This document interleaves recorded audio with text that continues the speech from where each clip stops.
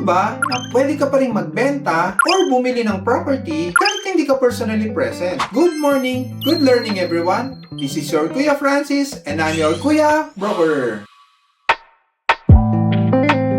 Mga ka-property, kahit nasa ibang bansa ka, nasa ospital o nasa probinsya, yes po, pwedeng-pwede po tayo magbenta or bumili ng property kahit hindi po tayo personally present. Ang kailangan lang po ay mag-execute po tayo ng SPA or Special Power of Attorney. Kuya Broker, ano pong SPA? Ang SPA or Special Power of Attorney ay isang legal document na parang proxy mo, siyang pipirma, siyang makikipag-usap at siya rin ang magre-represent sa iyo sa legal na paraan. Mga ka-property, tandaan po natin, ang SPA ay valid lang po up to 1 year, hindi po forever. Walang forever. At hindi po lifetime subscription. Mga ka-property, kung ikaw ay nasa ibang bansa or OFW, kailangan po consularized po or with red ribbon ng Philippine Embassy ang SPA nila. Or kung ikaw naman po ay maglo-loan sa bank, manghingi po tayo ng format ng SPA sa napili nilang bangko. Again mga ka-property, hindi po nila kailangan ipangalan sa kapatid, sa magulang, or sa ibang tao ang bibili nilang property. Mag-execute lang po tayo ng SPA